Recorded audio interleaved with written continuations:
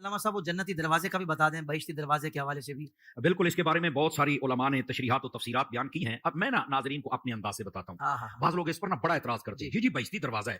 میں نے ایک کتاب میں پڑھا تھا اور یہ کتاب ڈائجسٹ ٹائپ تھی، اس کے اندر اعلیٰ حضرت تاجدار گولڑا پیر سیدنا مہر علی شاہ صاحب رحمۃ اللہ علیہ آپ کے حوالے سے یہ بات لکھی۔ آپ جب حضرت بابا فرید الملت والدین والحق آپ کے مزار اقدس پہ گئے تو آپ نے بھی خواہش کا اظہار فرمایا کہ میں نے اسی دروازے سے گزرنا ہے۔ اچھا یہاں پر ایک مولوی تھا، وہ بڑا اس پر تقریریں کرتا تھا، آگ بگولا ہوتا تھا، ہر جمعے سڑ کے اس کا منہ کالا ہوا تھا، پتہ نہیں یہ کیا۔ اس کو جب پتہ چلا نا کہ پیر مہر علی شاہ صاحب رحمۃ اللہ علیہ آ رہے ہیں، اس نے کہا یار بڑا پڑھا لکھا پیر ہے، سید ہے اور بڑا ٹنا ٹن مسئلے بیان کرتے ہیں۔ تو آج پتہ چلتا ہے کہ جب پیر مہر علی شاہ صاحب ہے تو آپ نے بھی اظہار فرمایا۔ تو اس نے آ کر چند اس کے چمچے کڑچے بھی ساتھ تھے، میں تھوڑا پنجابی کا لفظ بول لیتا ہوں، تو انہوں نے آ کے شور مچانا شروع کر دیا۔ وہ آ کے کہنے لگے یہ آپ جیسا پڑھا لکھا پیر، کیا یہ شرک نہیں ہے، فلاں نہیں ہے، یہاں یہ نہیں۔ آپ نے جب دیکھا نا کہ یہ پورا جناب گرم ہو چکا ہے، آپ نے فرمایا بھیا روک کے ہماری بھی بات سنو گے ذرا، سمجھ آئی؟ اعلیٰ حضرت تاجدار گولڑا رضی اللہ عنہ آپ فرمانے لگے بھئی بات یہ ہے کہ تو ایک دروازے پر اتنا آگ بگولا ہو رہا ہے، مجھے ایک بات بتا، کیا اس کے دلائل تجھے حدیث میں نظر نہیں آئے؟ اس نے کہا حدیثوں میں ہے ہی نہیں۔ فرمایا میں حدیث پڑھتا ہوں تیرے سامنے۔ آقا کریم علیہ السلام نے کیا یہ نہیں فرمایا انما القبر روضۃ من ریاض الجنہ او حفرۃ من حفرۃ النار، کہ یہ جو قبر ہے یا تو جنت کے باغوں میں سے ایک باغ ہے یا جہنم کے گڑھوں میں سے گڑھا ہے؟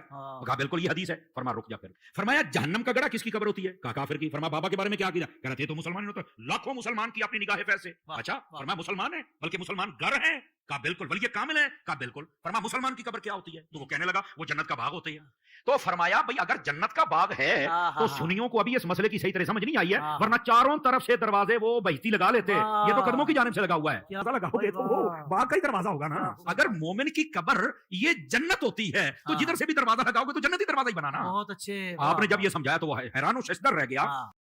علیکم ناظرین، یہ دیکھیں یہ جیسے بات کر رہے ہیں نا، یہ بات کر رہے ہیں، بات اتنی سی بات سمجھ میں نہیں آتی اور لوگ بھی غور نہیں کرتے، اس لیے یہی دعا کرنی چاہیے کہ اللہ تعالیٰ ہمیں غور و فکر دے، غور و فکر دے۔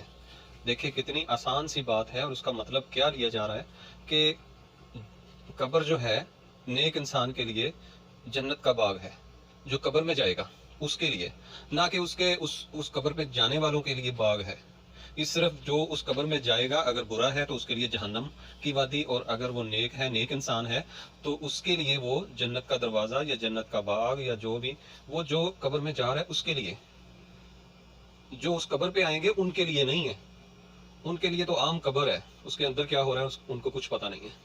اور یہ کیا دھوکہ دے رہے ہیں، یہ کہہ رہے ہیں کہ مومن کی قبر جو ہے وہ جنت کا باغ ہے، اس لیے وہاں دروازہ لگا دیں تو جو دروازے سے گزر کے اس قبر پہ جائے گا وہ جنت کے دروازے سے۔ عجیب منطق ہے، یعنی جو یہ ان کے سامنے بیٹھے ہیں نعت خان صاحب بیٹھے ہیں، واہ واہ کرتے جا رہے ہیں اور ایسے لگتا ہے جیسے حدیث میں سے انہوں نے کچھ نیا ہی ڈھونڈ لیا ہے، حالانکہ صاف مطلب یہی ہے کہ جو بندہ فوت ہو رہا ہے اگر وہ نیک ہے اس کے لیے وہ قبر جو ہے وہ جنت کا باغ ہوگی، اور کافر کے لیے اور گناہگار کے لیے قبر جو ہے وہ جہنم کی وادی بن سکتی ہے۔ یہ کہا گیا، نہ کہ وہاں پہ جانے کے لیے جو نیک بندہ ہے اس کی قبر کے پاس دروازہ لگا دیں چاروں طرف، اس دروازے سے جو قبر تک جائے گا وہ جنت میں چلا جائے گا۔ ایسا تو نہیں ہے، یا پھر قبر کے اندر چلے جائیں، قبر کو پھاڑ کے اندر چلے جائیں کہ یہ جنت ہے۔